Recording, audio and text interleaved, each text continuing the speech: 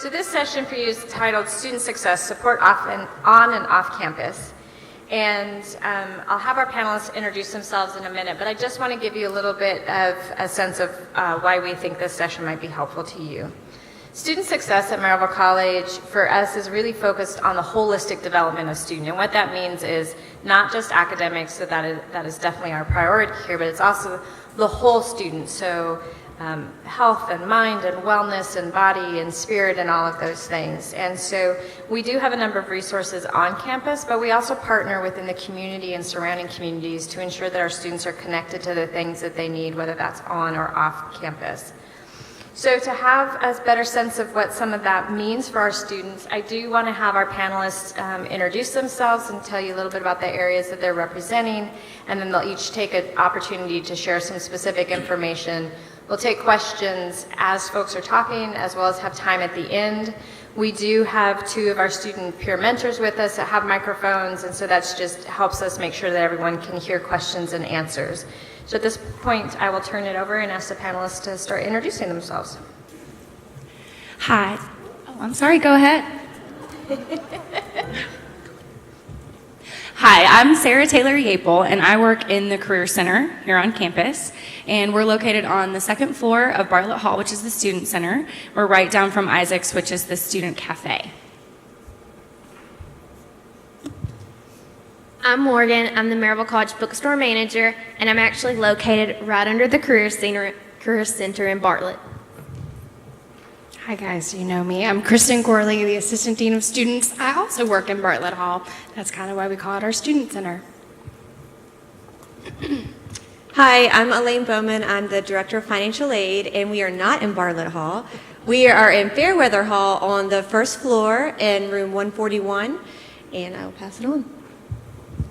Hi there, I am Rayanne Ryle, and I am the Housing Coordinator and Resident Director of Gibson Hall here on campus, and Residence Life and Campus Life are located on the third floor of Bartlett Hall. My name is Yosef Addis. I'm representing Security Department. We are located in Bartlett 116. Okay, now I'll stand up. My name is Janet Gilson, and I'm here representing Blount Memorial Hospital to you and your students today. I want to refer to some things in your packet as far as medical services that are available for your student here at Maryville College. How many of you are here and live in Blount County? So quite a number of you know about Blount Memorial and know that we have been a community partner with Maryville College since our inception in 1947. We are actually celebrating our 70th anniversary this month in our community. So I'm very proud to represent Blount Memorial to you and to talk just a few minutes about what we have available for your students. Our mission at Blount Memorial is a community that reaches its highest potential for health, and we certainly transpose that with the services that we provide. Blount Memorial is a non-for-profit community hospital and has been since 1947, and we have a number of things that I think that you're going to find helpful for you and your student. First of all, in your packet on the left-hand side is a flyer about our on-site student health clinic that's located on the second floor of Fairweather Hall. We have a couple of very experienced, dedicated, registered nurses who staff that clinic Monday through Thursday. On Monday and Tuesday, they're there from 10 to 2. And on Wednesday and Thursday, they're there from 12 to 4. So there's a wide range of availability. In that clinic, we are able to take care of, cold symptoms, injuries, urinary tract infections. We do a great number of educational offerings to students through our nurses in that clinic. We encourage you to send your student to our clinic if they call you and they say, "Mom, I'm not feeling too well." Remind them that we have a clinic available to them on campus that's free of charge, that they can see the registered nurses there. There are some things that we cannot provide through that clinic because of the fact that they're registered nurses. For example, sometimes I get questions, do you give flu shots? Do you test for flu there? And the answer at this point is no, we don't offer flu vaccine, but we do send our students to our Care Today clinic in the event that there is a potential that they have flu. The reason we don't test for flu in that clinic is that usually if you test positive on a flu test, then a prescription for an antiviral medication would need to be written, and that needs to be done by at least a mid-level provider or a physician. So for the majority of things that students have, sore throats, upper respiratory, we can provide that through our clinic. The other thing that is offered, and how many of you know that we are in the allergy capital of the world here in the Knoxville area? Lots and lots of people see allergists and are on flu vaccine, or flu shots. Allergy shots. And so that is one service that we offer through our clinic on site, are the allergy injections for your student. If you're interested in having that take place with our clinic, there's a card in your packet. Send me an email through that and let me know there's a packet of information I will need to send you in order to get with your allergist and have that taken care of through our clinic as far as getting the serum up and all of that.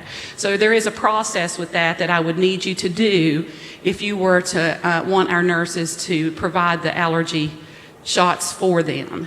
The student must be on a maintenance dose. It's not something that we can provide the first shot of any vial out of the allergy, but we would be able to provide maintenance doses for them once, twice a week, however often they're getting that.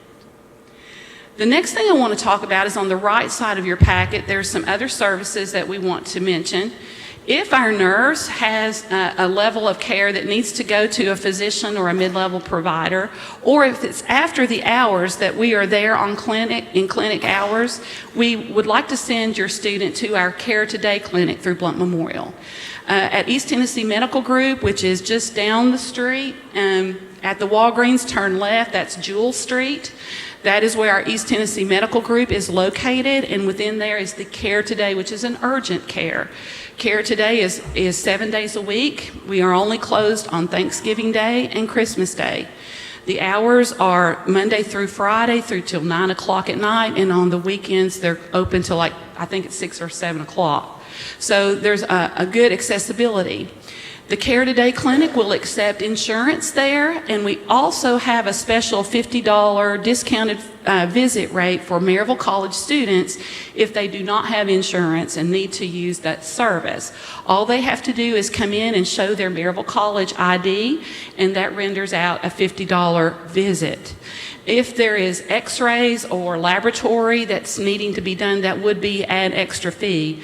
But just to get in the door, just like you would a Walgreens clinic or a CVS clinic, we're available to your student at a reduced rate at Care Today.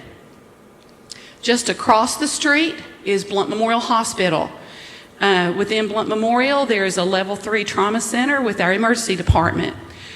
We are available to Maryville College in the event that there are emergency situations that the student must be transported to an emergency room. Typically, our staff do not accompany a student to Maryville College. That is the college staff. The residence hall advisors and others may transport or be with your student to the emergency room. In that case, they are treated as anyone in the community with an emergency situation, and the communication about that event would transpire to you through the emergency department itself or through the college. The last thing I'll mention, and it's in your packet, there's several flyers there about some specialty physicians and family practice physicians, and information that if your student needs to be connected while here in Blount County to a family practice physician. I just had a question last week. Someone had contacted me and said, my student is on TennCare. Is there a physician that I can connect them with to treat them while they're here in Blount County? And I said, absolutely, we do. And so there is a listing of physicians in your packet. If you need to connect to a family practice or internal medicine physician to follow your student, or any specialty physicians. Had a question last year about a neurologist to follow their student with migraine headaches and acupuncture, and we were able to connect that student to receive that same treatment here because they were from Virginia and could not get to their neurologist. Same thing with dermatologists and other specialty. We've got that available with our physicians group with over 100 physicians of multi-specialty available. Any questions, or we'll take questions at the end? Either way is fine. Okay.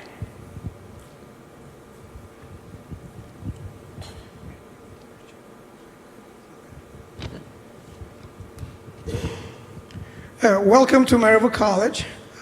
Like I said, I'm one of the security officer here on campus. We have 5 full-time security officers on our campus and the director of safety and security. Pretty much when the students arrive, they have to register their vehicle. They come to our security office to register their vehicle. Pretty much, sorry, I've never done this before, so sorry. I got sucked into it.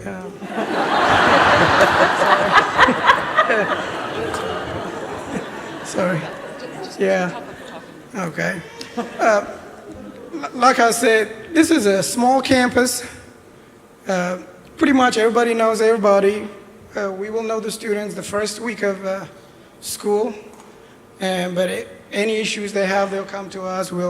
Like I said, we'll do incident reports for them. We'll register their vehicle. If there's somebody locked out, we go and lock their room. We can do a jump start for their vehicle. We have 5 uniformed security officers, like I said, and Maryville College Security Department does not have arrest power, so we rely a lot on Maryville City Police. So we're under their jurisdiction. Let's see. We also, once the student arrive here, they have to register if they want to be we have an Addis alert, the alert system. They have to register for that. So if they want to be called and notified, that's how we notify the students about emergency situation, fire, or weather, or if a school is closed. We also provide a crowd control for ball games, concerts, and things like that. Does anybody have any question?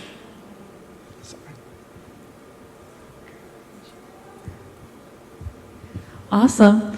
Our safety and security officers are awesome. I just have to piggyback on that because they are available to your students 24/7, and while students are here to learn, their safety and security is our number one priority, right, Yosef? So you did a great job. Awesome. My name is Rayanne Ryle, and I am, again, a resident director and housing coordinator for your students. I feel like I should stand. I feel weird sitting. I don't know why. I have lots of energy built up. I want to raise the energy in the room. I know y'all are tired, so I want to get some energy going. And I also have the privilege of being an alumnus of the college, so I totally drink the Maryville Kool-Aid, and I want to be as excited for you as I was when I came here. My very first steps on Maryville College campus were a few years ago, and it's still a special place. My job on campus as a resident director is to make Maryville feel like a second home to your student. It may be a bizarre feeling when your student comes home for Christmas and then they return to Maryville and they say, I'm going to go home. And you're like, what? This is home. So Maryville will begin to feel like a second home to your student, and we really pride ourselves on that. We want to make sure that they feel a part of this community within the halls and throughout campus. So that's our goal. I am a part of a large staff of people who are known as Residence Life, and that is 36 student staff and about 6 professional staff that live with your students, eat with your students, fellowship with your students, and just make sure that they feel a part of this being known as Maryville College. What we do in the halls is we make sure that we work with security to make sure the hall is safe and to make sure students follow policies that can be found at maryvillecollege.edu if you want to read up on that. And those are just the rules that we follow to make sure everything is good and everybody's living in a healthy and safe way. And another job that we have as Residence Life is to make sure we build that strong Maryville College community. We instill scholarship, respect, integrity that I'm sure you've heard about all day within where your students live. And I know you've probably been hearing me say residence halls as I've been talking and not dorm. We try to make sure we say residence halls as a keynote part of the way we talk, because we want students to feel like this is their home and not just a place that they rest their head at night, not just a place they keep their books, but actually a place that they feel comfortable and they can live freely and enjoy themselves and build a community. So I will give you $1 if you know how many times I've said community. Anyway, I'm just kidding. Okay. Freshman move-in day is August 23rd, and it is from 2 to 5. And that's going to be an exciting day, so just come ready with some comfy clothes on to move in. We will have a move-in crew to help you. Usually our football team gets here early for their practices, and so that day they get to help pitch in and lift your heavy fridges and all that good stuff, so don't be afraid to bring stuff. And, you know, we have people to help you, so don't be afraid. Welcome all the fridges. And we have 3 residence halls that your freshmen may move into. We have Davis Hall, which is an all-female hall, Gamble Hall, which is an all-male hall, and we have, oh no, oh boy, you're going to get one of these later. And we have Copeland Hall, which is a co-ed hall for males and females, and it is divided by genders on different floors.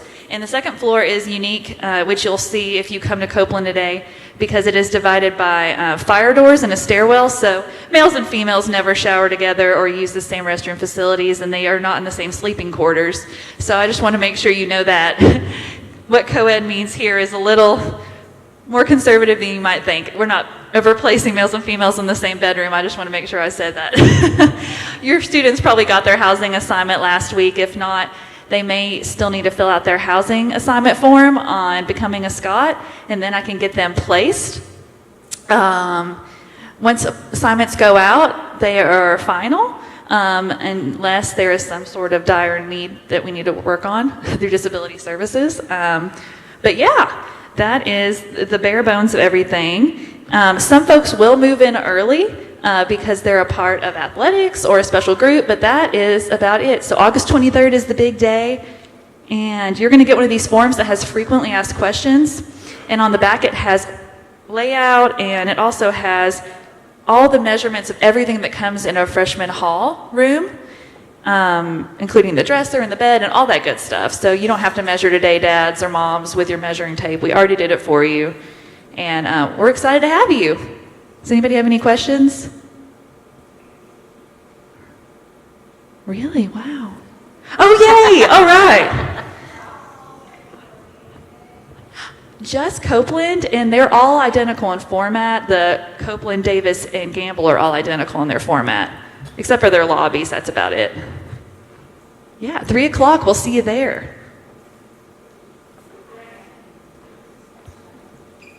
Just a quick question, just to make sure. The sheets, twin extra large or extra long? Extra long, that's right, yeah. 7 mattress pads for your licenses. And we ask that if they hang something, they use command strips that don't take off the paint. And Davis Hall is a little unique. Is your student going to be in Davis Hall, do you know? Are they a female?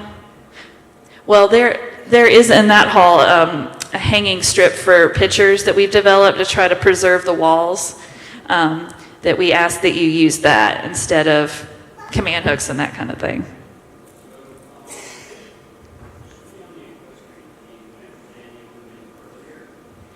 Yes, you should be contacted by your student's advisor for your group if you're an early return group.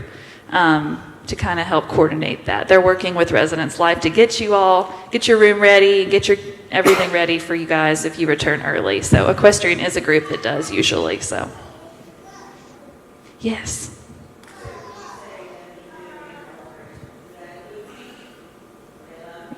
We ask that your student not paint the room. Yeah. I'm sure they're very artistic, but yes, no. That's a good question. Laundry is available in the basement of all 3 halls, and you don't need to have coins or anything like that. That's just a part of their package. They just go down and they use the facilities, and it's just free to them that it'll feel like, but it is a part of their package of coming here. It is. What? I thought it was just free. What? I always thought laundry was free. You're so funny.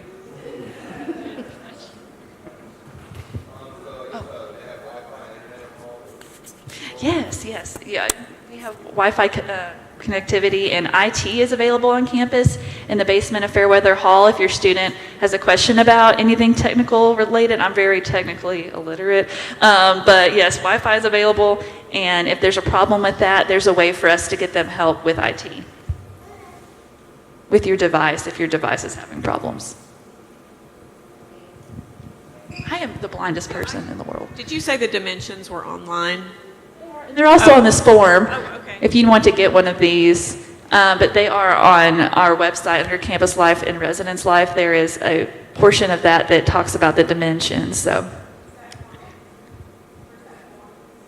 it's not in that. I have them, and if you come by Copeland Hall today, or if you meet me out in the foyer, I have a couple with me. But hopefully, if you all come to Copeland Hall, you'll get one today. Oh, one more. Do they have fire extinguishers in the rooms? If not, can we get them one? Just in case. They have fire extinguishers in the hallways, and in the stairwell corridors, and so we have those placed evenly throughout the hall. And our Residence Life staff is equipped at knowing how to use those by our awesome Maryville Fire Department. So we have trained staff on site. So yeah, those are available to, your students' area.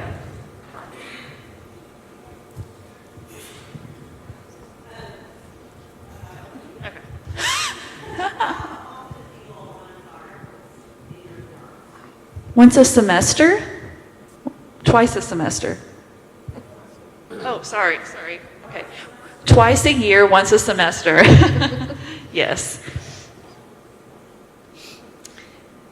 We actually kind of make it a competition to see who can get out the fastest. It's a fun thing, but student morale is fun during those. Yeah, we practice them, and then they don't know it's a drill normally, and then we try to tell them that anytime they hear the alarm, they need to evacuate the building. We talk about the safe places to go when they leave the building, and that's just, because they don't ever know if it's a drill, but we make sure of that. So they know that they have to treat every fire alarm like it's the real thing. Yes. All right. Alayne, it's you. All right. Okay, can you guys, I'm on. Okay, so like I said, my name is Alayne, and I'm the Director of Financial Aid. I'm going to be competing with her at 3 o'clock too, because we're open, so you can come see me too at 3 o'clock. In your folders, hopefully you all have a letter that says, welcome to Great Beginnings. You're not missing anything, hopefully. If there is something in the missing document space, we need to get that to finalize your financial aid award. And what that means is your bills are live now online, so you can see what you're going to owe in August. But if those missing documents are not completed, then that estimate is not really accurate, because we won't be able to disperse your loans and things like that, because a lot of the things that are missing are associated with the loans that are already in your student's financial aid.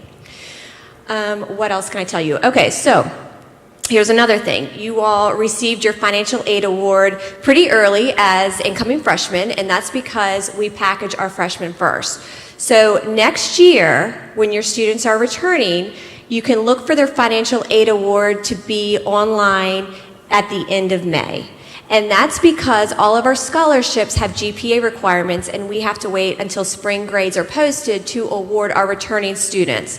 So keep that in the back of your mind. I always get a lot of phone calls from parents of rising sophomores wanting to know where their financial aid is because they're used to receiving it early in January and February as freshmen.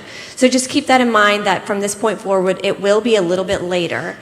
And the biggest thing I can say is that we communicate to your students via their Maryville College email, which means they have to check their email. We're not going to tweet. We're not going to Facebook. We only use email for the most part. So it's really important, and a lot of faculty are going to communicate via email too. So we try to make our students make a practice of at least just viewing it once a day. I know they're not used to that. They're used to other forms of social media and communications, but that is how we are going to do it. And we are also going to communicate with our parents via email. So if we are missing something that you need to take care of, like a missing signature on a FAFSA or things like that, that's going to be our way to communicate with you as well. If your email changes, please give us a call or send us an email and let us know that so we can update our records, because that is our main form of communication. This year was the first year that the FAFSA started using prior information, which was that 2-year-old information.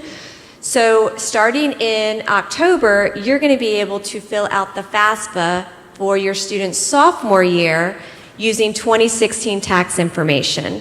So even though your students are just getting settled and they just arrived on campus, they're a quarter of the way through the semester, it's time to fill out that FAFSA again for their second year. Other than that, that's really just kind of the nitty-gritty of what we need from you and how we communicate with you. Are there questions, comments, concerns? Generally there are, because it's about money. Yes. On the online, on the balance, it says anticipated. So is that figure not set in concrete yet? No. Okay, so her question is on the statements it says anticipated aid. All of that aid will always say anticipated until it's actually dispersed in the business office. So what that means is until those funds actually hit your student's account, Department of Education makes us report the exact date that it hits their student's account, and that's when it becomes live aid. So it will remain anticipated until about September 14th, 15th, around that date, because that's when we physically disperse the funds to your student's account. And that's because students that have a refund, they have to have access to the refund within a certain amount of days from that hitting their account. I have 2 questions. The first question is, what if your student does not have a vehicle? Are they still required to pay the vehicle registration? No, ma'am. No, ma'am. There is a vehicle waiver. Registration form is one of the forms they have to fill out for the business office. So once they fill that out, that charge will be removed. Okay. And my second question is, my student is going to be a football player. And, of course, he's not going to check his email at all, probably. So the information that you all need to get to him, I know you're going to send that to his email. Is there any way that you can CC the parent on the emails that you all send to the students? Because I've actually had to speak with someone already to try to get information, because, of course, he's a teenager, and that was not on his mind, and I was trying to get everything handled, but that's not, that he wasn't concerned. He just wanted to come to school. Well, there is a financial aid release form on our site that your student needs to fill out that lets us talk to you. He's got to put your name on it. And from that, because of HIPAA rules, we can email you, but everything to that student is, you need to log onto your online financial aid account and see what's missing. Your student's got to give you access to that, okay? And then once you're on the financial aid release form, you can call me up and I can give you the code and all that kind of stuff. But until that financial aid release form is filled out, I cannot. You said September 14th or 15th, the final disbursement balances will come out. When we looked online yesterday, it said all balances had to be taken care of by August 1st, or the classes may be changed around, or... What you're talking about is really an internal process. That anticipated aid is considered real aid to you. Okay, it's really just an internal from receiving it from Department of Education and putting it on their bill. So yeah, the balance is actually needs to be paid by the first week of August. That's when the due date is. After that point, they will assess an $80 late fee, and then at that point, if there's any loans or anything like that, we can always add at that point or before. But just keep in mind that the due date is the first Friday of August.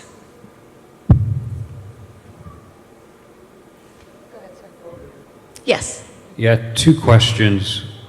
We noticed on the son's form in his packet that despite him going on and registering with Hope, the Hope Scholarship in Tennessee, that somehow it wasn't registered here. Can you help us understand that? Sure. If you come by, we have the computers actually set up to change the institution form. It's literally just going on a website and changing the schools to have the Tennessee Hope going to Maryville College. How it works out, when your student fills out the FAFSA, the school that they put in the number 1 spot is automatically assigned to the Hope. Okay, so then you just have to go on the TSAC website, the Tennessee Student Assistance Corporation website, and change that institution. Okay. The second question then can wait till we come and see you. Okay. What else? Anything? Yes.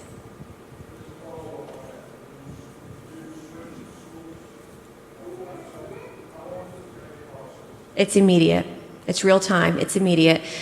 Keep in mind, changing it, go back onto the FAFSA and flipping it will not change it. At that point, you have to go back to the Tennessee Student Assistance Corporation website and change it. Yes.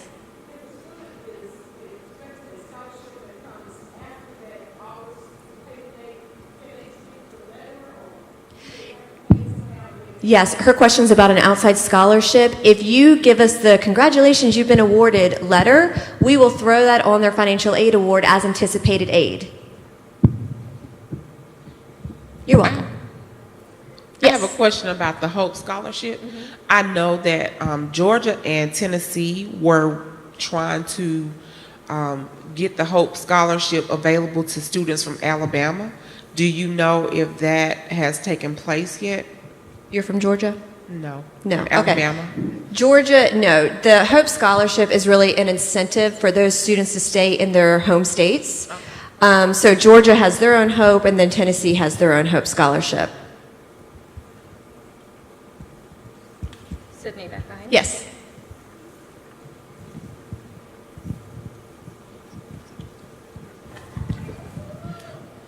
My student, he actually has the GI Bill. He's in the Army Reserve. So he's still waiting for his superior officers to send this information, for to go with his financial aid. He's already been awarded. So when that take place, will that be adjusted as far as his bill is concerned? Yes, so what we need from him is his certificate of eligibility, and that lets us know how to award him what he's going to be eligible for, and yes, we will change his financial aid at that point. Okay, thank you. If you all have specific questions about your students' financial aid, I'm going to encourage you, just for time purposes, to meet with Alayne Bowman in the financial aid office at 3 o'clock, so that we can make sure you guys hear from these other great folks who are here today. But I just wanted to speak with you briefly about 2 things. The first is, and you've heard it a little bit earlier today with Dr. Tucker, our orientation in earnest begins in August, and so we are going to have your students return to campus depending upon any activities that they're involved in before classes begin. So if you have a student who is not a fall athlete and who is not engaging in activities that would necessitate them coming back to campus early, they're going to move in on August 23rd, and they're not going to start classes until August 30th. But that does not mean that they are not going to be busy. They will be in orientation from about 8 to 5 a.m., 8 a.m. to 5 p.m., or the other way around, either way, every day. Thursday, Friday, Saturday, Sunday, Monday, Tuesday. And then they will start class on Wednesday. So a lot of folks think that they get to move in a week early and then just kind of come and go home, that sort of thing. And I want to encourage you to help your student understand that that is not the case. Okay? The other thing I wanted to talk to you about is something that I think one of you mentioned a moment ago with your questions. A lot of your students are accustomed to having you be the adult, right? Because you're their family. Now is the time for them to start taking responsibility. So they need to learn to check their emails, and they need to start making sure that they're making good decisions and talking with you about them, but they need to start owning their things. And so that would be my advice to you. We talked about that a little earlier today in the parent partnership session. Your students have to start taking care of themselves. You won't stop taking care of them, but they need to help you, if that makes sense. So I'm going to pass it along to my friend Morgan. I'm Morgan, and like I said, I'm the Maryville College Bookstore Manager. So we help your students get textbooks. We provide the books for your students online, so if you want to check other sources to compare prices.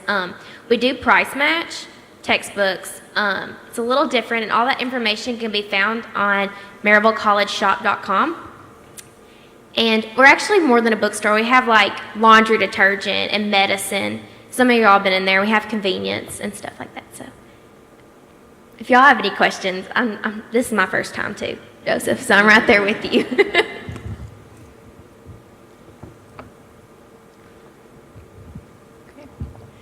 As I said earlier, my name's Sarah, and I work in the Career Center on campus.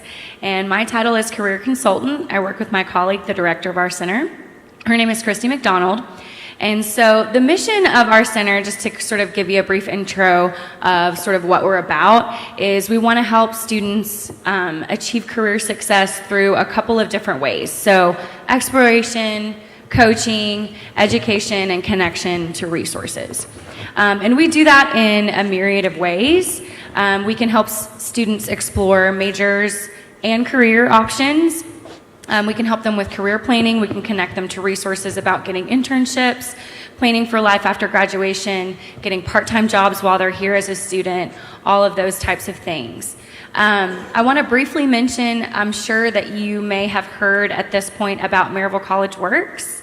That is our piece of curriculum that's related to career development. So if you have heard of it, wonderful. If you haven't, that's okay too. Your students are going to learn all about it when they get here. And we partner with that program and assist with the facilitation of that in a pretty heavy-handed way. And so what they'll be doing in their first year is some of those exploration pieces. They'll create a foundational resume, and they'll attend a career fair. So those are the things that are associated with the program that happen in the freshman year. And all of those things they will receive guidance and preparation and teaching about in their first year seminar classes. And it is a 4-year program, so there will be elements of that will happen for them every year. So we do career planning and planning for an internship component. We call it a significant practical experience. So if you hear your students talk about SPE, that's what it is. And so that happens typically in the sophomore to senior year, depending on your student's track as related to major. And then once they hit year 4 or their senior year, we help them start looking forward to life after MC and planning for what that next step may be, whether it's graduate school, whether it's a full-time job, fellowship, study abroad, whatever that looks like for them. So that's just some of the ways that we offer resources and services to your students. Like I said, we're in Bartlett. We're open 8 to 5. Students can stop in if they have questions anytime. And as far as what you can do on your side to assist your students is I want to echo what Kristen said, encourage them to take personal ownership of their path with their academics as well as how it relates to career, and encourage them to get engaged early as possible on campus and within the community. So join a club, be involved, create leadership opportunities for themselves. If they're able or have the need to, part-time work, whether that's off campus or on campus, the more that they can be engaged with the Maryville College community, the better prepared that they're going to be for the career world.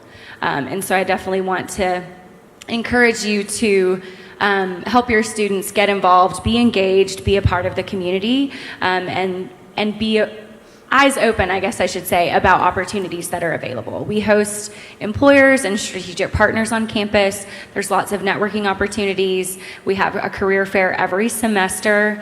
And so if they are seeking for any type of part-time work, internship, service opportunity, later on down the road, you know, maybe some of those full-time or opportunities that are related to upperclassmen, encourage them to take advantage of the services that we provide, because that's what we're here for. There is a family section on the Career Center portion of the Maryville College website.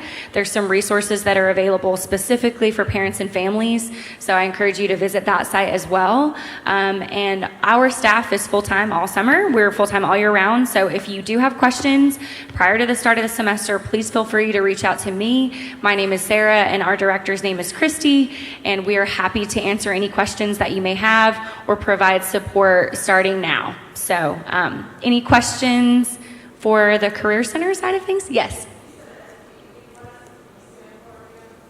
Practical. So it's a significant practical experience.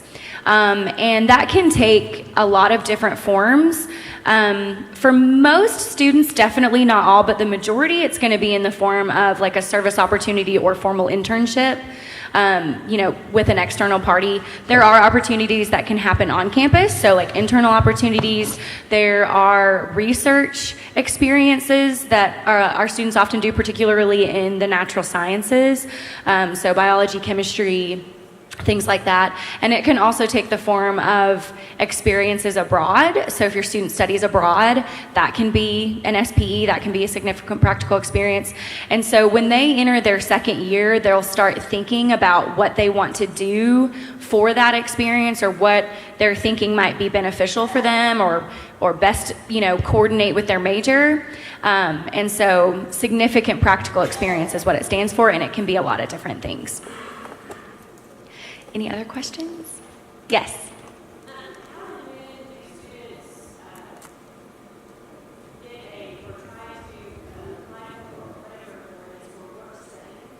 Work study positions. So if they are eligible for federal work study, that is designated in their financial aid package. So if you have a student that already has an award for federal work study, those positions will be posted in our internal career management system. We're transitioning to a new system this summer. It's called Handshake. And so your student will receive an email at the 1st of August to log into their account and set it up. I encourage you to remind your students that this is very important, because this is the only way that they can apply for work study positions on campus. So all of those positions will be posted and live to the system within a week of when the semester starts. The reason that it's within a week of when the semester starts is we want to offer equal opportunity to freshmen, so we don't want those positions to fill up over the summer with upperclassmen. And so checking Handshake is how they can search for available positions.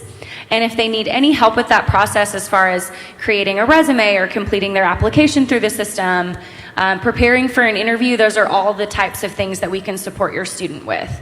But it is all done through our Handshake career management system. Yes?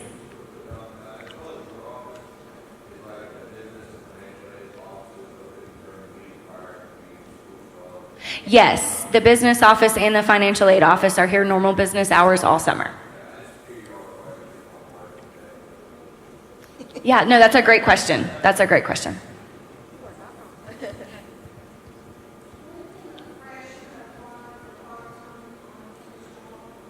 It's going to be the same time frame as federal work study. Other positions that are just on campus that are not associated with federal aid, those positions will also be live within 1 week of the start of the fall semester. So they're going to do the same process, the same process as federal work study. The time frames are exactly the same. If they're part of the federal work study and they get a job, how many hours per week would they work? The college policy is that they cannot work more than 20 hours a week. Perfect. And by office, it depends. By position, it depends as far as how many hours those positions are, correlated to. Also, if you have an athlete, if your student is an athlete, some coaches do have policies about work study and the amount of time that they can commit to work study. So if you do have an athlete, be sure to stay in communication with your coach as well if you have specific questions about the load that they can take on. But the institutional policy is no more than 20 no matter what.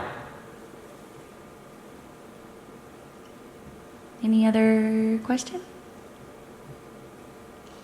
And is there any other questions for anyone, not just for me? Before we do that, thank you, Sarah, I want to make sure there's two other things that I think are always important for family members to hear about before you leave today, because sometimes it catches folks off guard that if they haven't heard about it. So I always feel like it's our responsibility to make sure you're aware of two things. Every institution, post-secondary institution, has some iteration of a student code of conduct, and I encourage you to go online and look at our student code of conduct. And while you're at it, have your student look at it also. And the reason that I share that is our student code of conduct are our internal expectations of students. So not only things like they won't cheat in class and they'll go to class and be a good student, but also things like what happens if they choose to consume alcohol on campus and they're under the age of 21, or if they get in a fight with somebody, or things that sometimes do happen with young adults on college campuses. So I encourage you to go on our Maryville College website and review the student code of conduct so that you as family members have an understanding of the expectations we have for our students behaviorally, and also so that you are not surprised if there are things that your student gets in trouble for that you didn't know they could get in trouble for. The second thing that I always think is important for family members to know about is there is a federal regulation, the abbreviation is FERPA, and the entire thing is Family Education Right to Privacy Act. One more time, Family Education Right to Privacy Act. And the reason that I share that is that legislation indicates that once a student enters a post-secondary institution, they become responsible for their educational record. What does that really mean? That if you call me and want to talk to me about your student, the majority of things that you are going to want to talk to me about, I can't actually give you specifics about unless your student gives me written permission to do so. It is not because I don't want to be helpful or be a good partner, it's because I'm obligated to follow federal regulation, and I take that pretty seriously, as do all of our panelists up here today. So I share that because, as we've mentioned a few times, we know that you are your student's strongest advocate. That has been your role and responsibility for 17, 18, 19 years. And now we're asking you to at least understand, if not embrace, that it becomes your students' responsibility to take on that role when they become a member of our campus community. And sometimes that's surprising to folks, and sometimes I think that catches them off guard because they're paying the bill. And so I also want to let you know that if your student is considered a dependent for you financially for tax purposes, that enables you to have the right to have access to those educational records, meaning our information, but you have to demonstrate that dependency by either submitting those tax forms or, again, having your student put in writing what kinds of information is okay to share. I never like ending a session with that, but I always want to make sure you know that those things exist. And one of the ways that you can proactively have that conversation with your student, if you haven't already, is by going online to a website called Becoming a Scot. And we've mentioned it a few times today. Your student should know how to get on there because it's how they registered to come today. But there is a mechanism through Becoming a Scot which allows your student to log on to what's called self-service and then give permission to you as family members to also log on and be able to see the information that's in there. And so I encourage you to have the conversation over the summer with your student about what kinds of information is out there, your expectations about what you have access to or what's being shared, your students' expectation about what they do independently, so that there aren't surprises that way when school starts this fall. And now I am happy to open it up, as Sarah was so kind to share, for any questions about anything we've talked about or anything we haven't yet mentioned. And I see a hand in the back, sir. So presently, the way the college looks at the FERPA information is presently it's every time a student wants us to be able to release information. Now, I'll defer to Alayne for specifically for financial information, but say in my office presently, if there's a conduct issue, for example, each time that happened, the student would have to give us permission to do that. For financial aid, it's every academic year when you receive a new financial aid award. Over here. Yep, so I say presently because as I mentioned earlier today, I am new in the role as the vice president here. I joined this campus community in March, and so I am currently working with some folks to try to identify how we can make that a little bit more convenient for folks. And so presently the practice is that every time there's information regarding the educational record that needs to be released, a student has to give us permission in writing every time about what specifically to release. And then hopefully next year you'll have a different answer to that question. Yes, up over here. So the online family portal that has information about grades and everything, right? That doesn't require FERPA, or what does that have if they have to have permission? So it's the self-service portal I think we're referring to, and I'll ask Kristen to speak a little bit more about that, or anyone on the panel. So I've not had a student go through here yet. I don't want to misspeak about it, but the self-service portal is where your student logs in and does an extraordinary amount of things related to the college, and there's a mechanism within self-service where a student gives permission in self-service for you all to also be able to access self-service. That might actually answer your question, but There is a form on Becoming a Scot, and there are directions on that for your student to activate for you, and for you, if you wanted to have it activated, to have your student do it. So that's a good start to a conversation with your student about, this is how we would like to do things together moving forward. But Becoming a Scot has that information on there for you, and there's a little tab, and you can just click it, and it'll give you the information you need.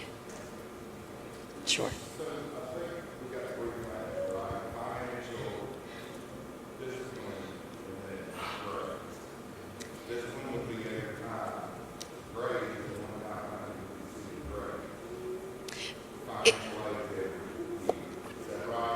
Correct. And there might be other things that family members will want to know about. We've sort of touched on the ones where I know I consistently get asked questions about. Conduct is one of them.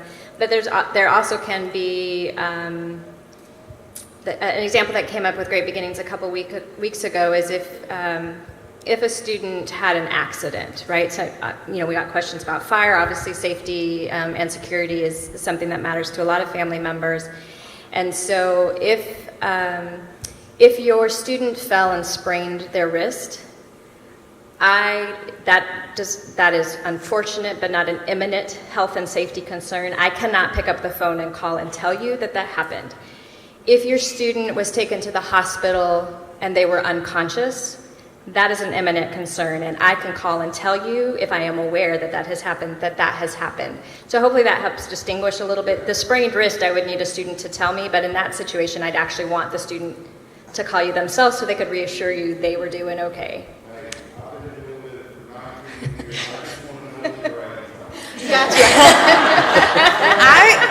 I will say that the Residence Life staff often, when there's a student health concern, will accompany the student to the emergency room, and we often lay it on pretty thick and say, have you called your mom, or have you called your dad, or have you called that person who is worried about you, to let them know.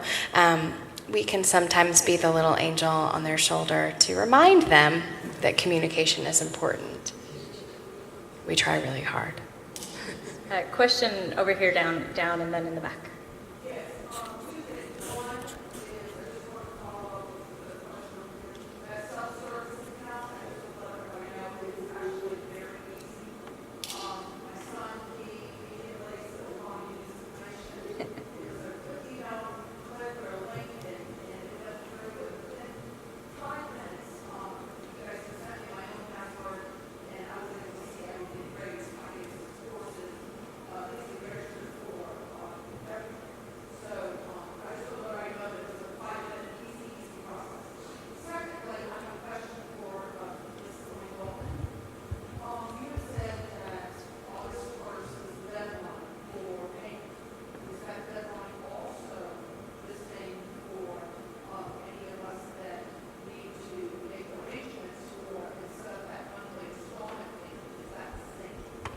yes, the tuition management system needs to be in place by that point. And generally those payments, I believe, are on the 5th of every month. So if you go ahead and set up August beforehand, you can go ahead and make that payment, and that will show on that statement. There are some options. If you want to sign up earlier, you can sign up right now in July and spread that into an 11-month payment if you go ahead and make July's payment. So there are options to kind of stretch that out to make your monthly payment a little bit less as well. But yes, if it's not set up by that first Friday in August, then it will have a late fee associated with that statement. Question in the back. My son will still be a minor when he attends college. Will that hamper him from getting any medical attention or registering his vehicle, or will that cause any issue with him being a minor? No. So from the FERPA perspective, because your student is attending college, they then are considered an adult as far as being responsible for the records for registering their vehicle, the same thing. For health issues, it's a matter of the insurance coverage and that sort of thing, and doctors can call people who they have their permission to speak to, and so being able to come to health services on campus, none of those will be an issue. Simply because they're a student here and they're perceived as a student here. Question over here.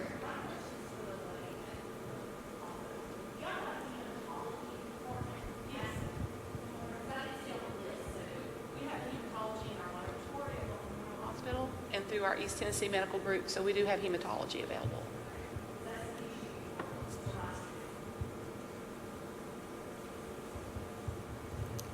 Yes, ma'am.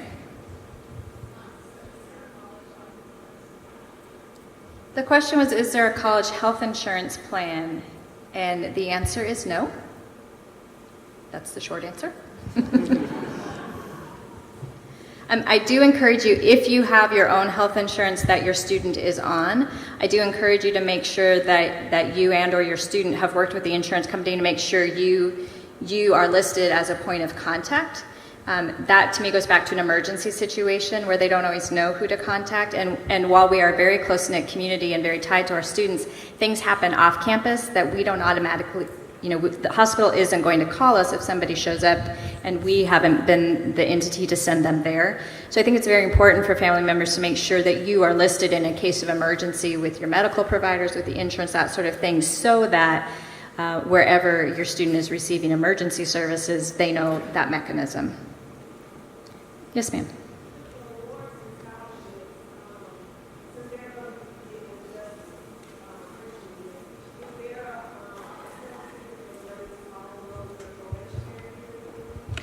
Students have a full academic year to have that cumulative GPA requirement. We don't review after fall semester, we review after spring. So if they have a rough fall, they do have spring semester to pull it up, absolutely. And even if your student does not meet their scholarship GPA, we will still award them the next year whatever their college GPA equates to for the next scholarship level. So they don't lose their scholarship total, they just go down to whichever they're eligible for based on their current college GPA. So I want to be mindful of the time. You've done a great job of being attentive and asking thoughtful and conscious questions after lunch, which is always a hard thing. So I'll say two things. I am confident that everyone on the stage, including myself, will stay here and answer questions that you have if we haven't answered them yet, but I do want to make sure people have time for a break before the next session. And before we take the break, could you just join me in thanking our panelists for spending some time with us this afternoon?